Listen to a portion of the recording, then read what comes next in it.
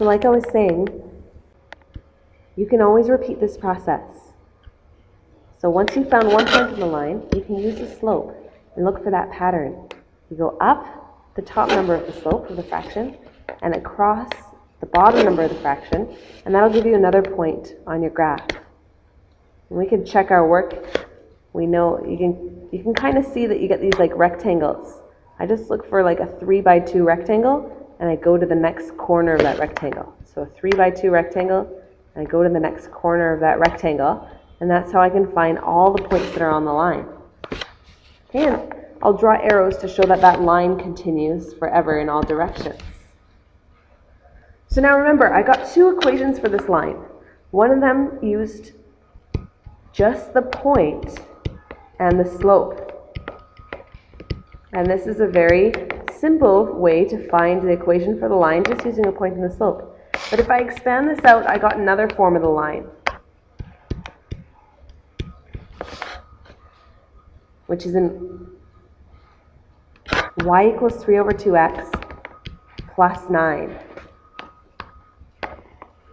So now you can see that these lines have something in common and something different. Now what these lines have in common is that they both have this number here in their equation. And that number is exactly the slope of the line. Now in the first line, we can clearly see this point. 3, 8 is almost exactly the same as this point. 8, negative 3. Negative 8, negative 3. We just changed from positive to negative. But now, what does this number 9 represent on the graph? Can we find that anywhere? Okay, so the 3 over 2 represents something about this steepness here, this kind of staircase effect. The 8 and the 3 represent the point. What about the 9? Well, let's just count over here. 1, 2, 3, 4, 5, 6, 7, 8, 9. It turns out that the 9 shows you where the graph crosses the y-axis. We call this point the y-intercept. And this leads us into a second formula for finding the equation of a line.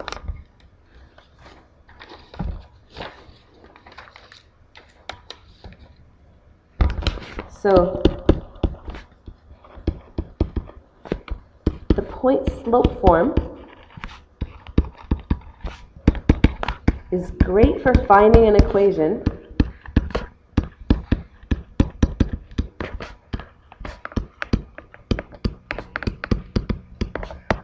when you're given a point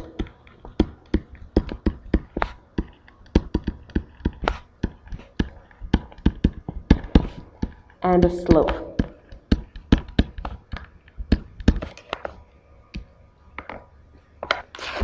But for graphing,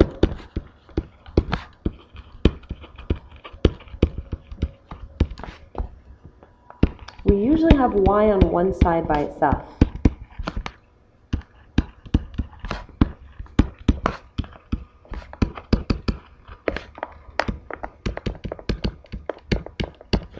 And it's much easier to graph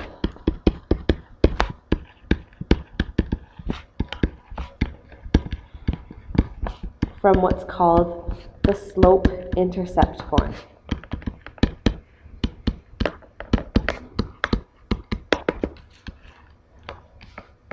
Okay, and the slope-intercept form is exactly what happens when you take the point-slope form and you expand it out and get y on one side by itself. And what you end up with is you have your slope is in front of your x variable, and b represents the y-intercept of the graph, where the graph crosses the y-axis. Okay, so the slope and the y-intercept will be numbers. X and y will be left as variables, as letters. So let's take a look at some examples of that.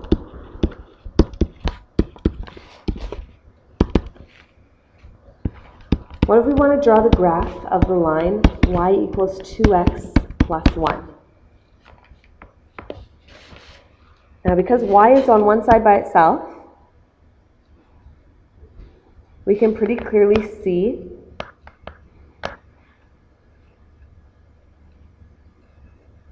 what the slope should be and what the y-intercept should be. So if you want to graph a line given the slope-intercept form, what you're going to do is start with the y-intercept.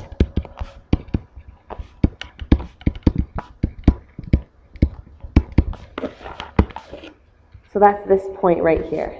The y-intercept is the second part, the b part of the graph. So this is in y equals mx plus b. So in this case, b is 1, which means that the graph crosses the y-axis at the point 1. So we're going to put that point on the graph first. Then use the slope to find other points. Okay, so the slope is the number that's in front of the x. So in this case, the slope is the number 2. Now remember, slope represents rise over run. So really we want this to be as a fraction. If we want to make it into a fraction, we can just do 2 over 1, because 2 divided by 1 is the same as 2. So what that means is that our rise is 2 and our run is 1. So starting from the y-intercept, I can go up 2 over 1, and I get another point on my graph. And starting from that point, I can go up 2 over 1, and I get another point. So on this graph, I can start to make these 2 by 1 rectangles, and at the corner of every rectangle, I'll have another point on my graph. That's why the slope is 2 over 1. And I can do that in the other direction too. So you can see on this grid, I can quickly fill in all the points, and then I just connect the dots and use arrows to show that this line will continue forever in both directions. Okay, and there's my line. Now I can erase those boxes that I used. And there's my equation of the graph of the line. Let's do another example like that.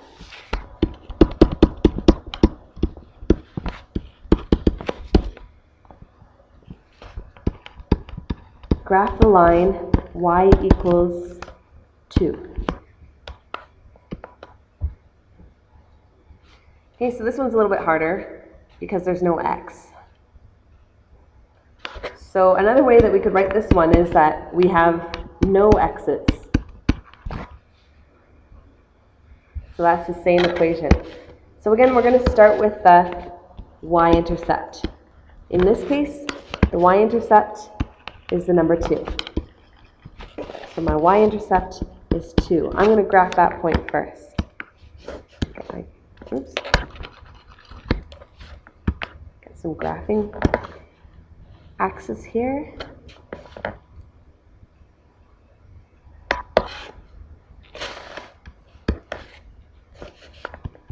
So there's my y-intercept. I cross the y-axis at the point 2.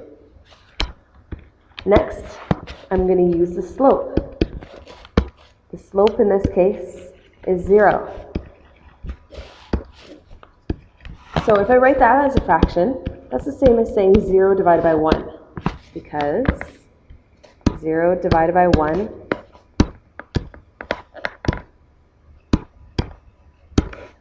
is still 0. So what that means is that I rise 0 and I run 1. So I can't go up at all. All I can do is go across. There is no rise. There's only run. So I run 1 between each point, and that gives me all of these points where y is equal to 2. So what I get is a horizontal line that has a slope of 0, which means that it's no fun to ski down that mountain. It's just a flat line.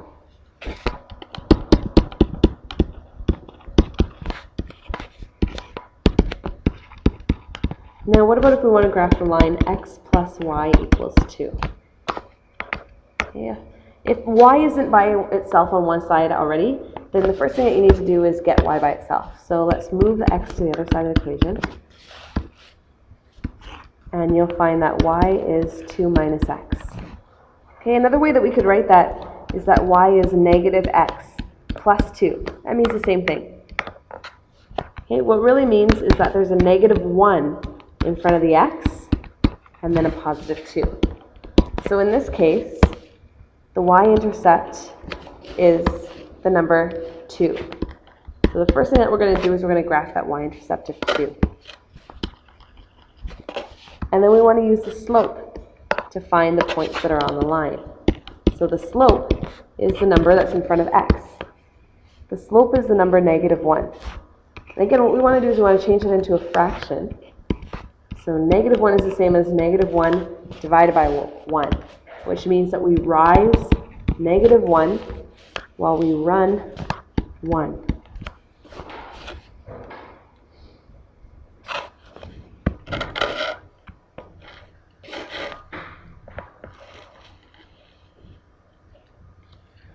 So to graph this line, first I'll put on the y-intercept. Again, it's at 2. And then I'll use my slope. But this time, since the rise is negative, I'm going to go down 1 and over 1, and that gives me my next point on the graph. So because the rise is negative, that means I'm going down. And you can see that the slope of the line, since it's negative, makes the line fall from left to right.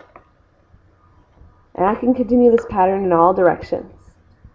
So this time, all my points go through the corners of these 1 by 1 boxes because the slope is negative 1.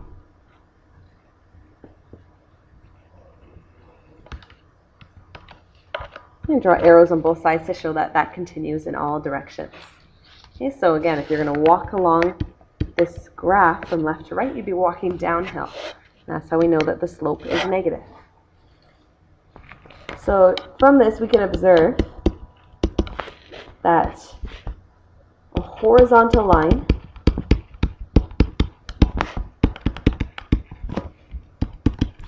is of the form, just like we saw above. When you have a purely horizontal line, what you have is you've got a graph of the form y equals some number. And that number is just the place where it crosses the y-axis. So a horizontal line is of the form y equals some number. I'm going to call that number b. So if you had a graph like this, here's my graph paper, and if I had the line like this, that's all horizontal, that line would be the line y equals 3 because it crosses the graph at 3. So everywhere on that line, the y coordinate is 3. Now a vertical line is of the form x equals some number. So for example, if I have a line that is purely up and down, like this line here, then the equation for this line just depends on where it crosses the x-axis. Here it's 1, 2, 3, 4. So this line would be the line x equals 4. No matter where you are on that line, the x-coordinate is always 4. This is kind of hard to remember because even though this vertical line looks like the y-axis, the equation is x equals number. Whereas this line here looks like the x-axis, but the equation is y equals some number. So that can be confusing. So this would be something that is important to memorize. Know which one is which.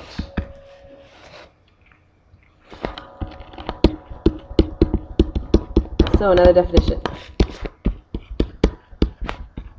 Two lines are parallel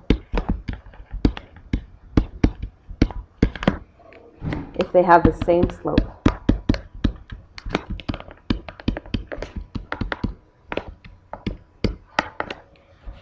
Okay, and that means that the lines will never cross each other.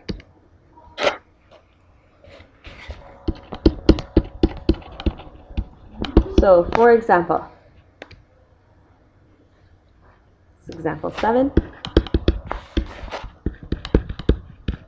Find a line parallel to y equals 3x plus 1. Okay, so all we have to do is look at the slope of the line, and we just need to make another line that has the same slope. So we can do y equals 3x plus anything you want.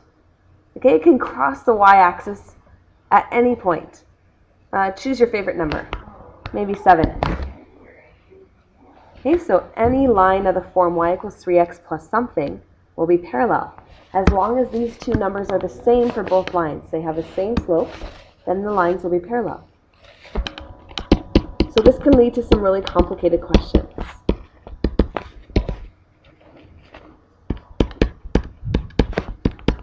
For example, find the line through the point positive 2, negative 1.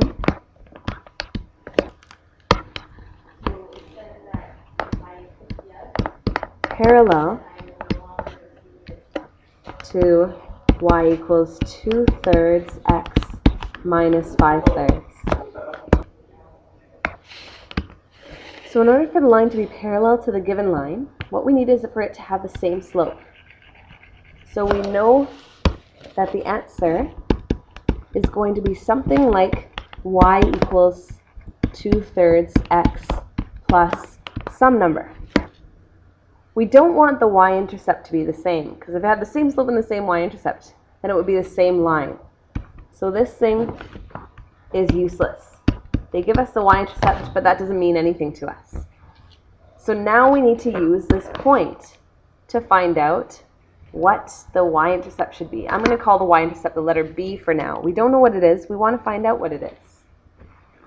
So because they gave us a point, we know that that point represents the x-coordinate and the y-coordinate. So what we can do is we can take that x-coordinate and we can plug in that number for x. And we can take the y-coordinate and we can plug in that number for y. And then we'll have only one thing to find out in our equation. So let me put in the number -1 for y. I'll put in the number 2 for x. And I want to find out what should the y-intercept be for that line. So when you multiply a number by a fraction, remember 2 is the same as 2 over 1. So you just multiply the tops of the fractions together and multiply the bottoms of the fractions together. Okay, now I'm trying to get b by itself. So I'm going to move that 4/3 to the other side of the equation. So I get -1 minus 4/3 is equal to b. Let me just pull up my calculator and figure out what that is. So -1 minus 4/3 is -2.3. So b is -2.3. Okay, if I want, I can write that as a fraction again. So that would be -7 over 3. So my equation for the line has to have the same slope as the given one. So it should be 2/3 x. And the y-intercept is 7 over 3, -7 over 3. And there's an equation of a line that is parallel to the first one and goes through the point to -1. Now the other type of line that you're going to see is perpendicular lines. Two lines are perpendicular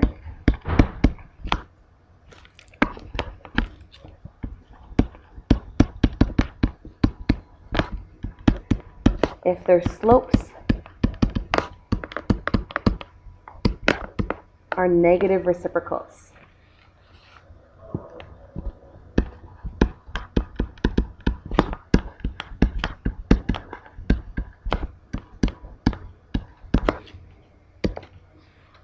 So what that means is that your first slope has to be the opposite fraction of your second slope and negative. So for example,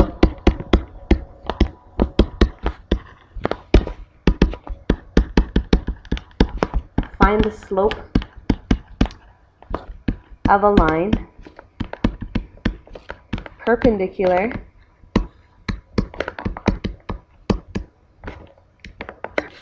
to the line y equals 2/5 x plus 3.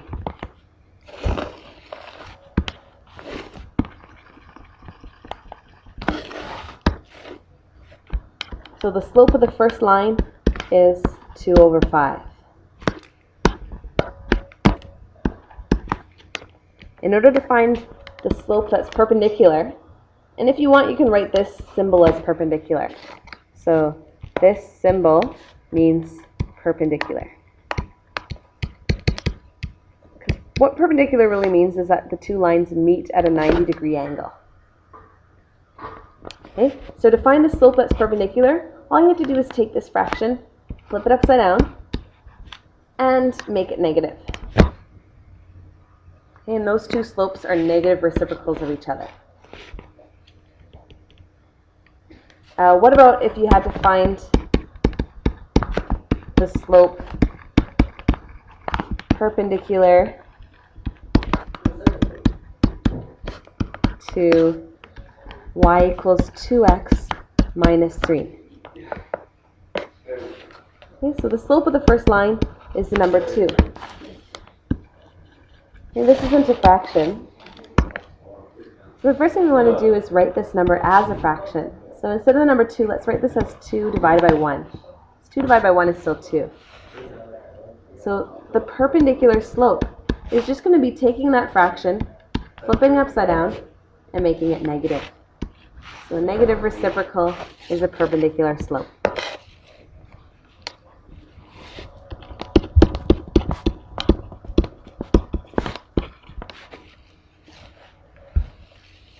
No.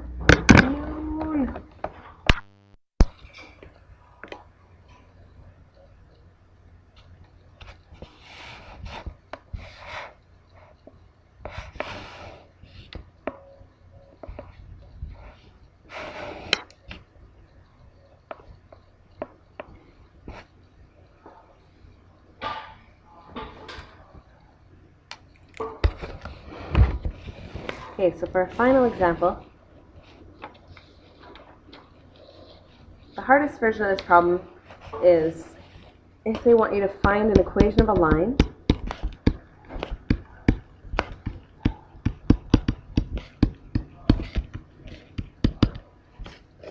that's perpendicular to the line y equals 1/4 x minus 2 that goes through the point -2, 12. So the first thing you want to do is find the perpendicular slope.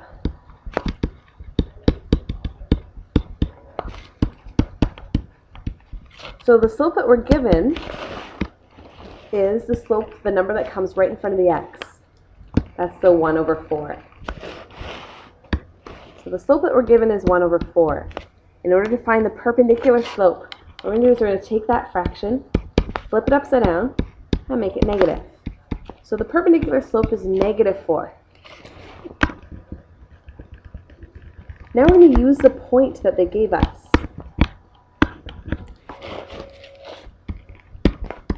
So use the point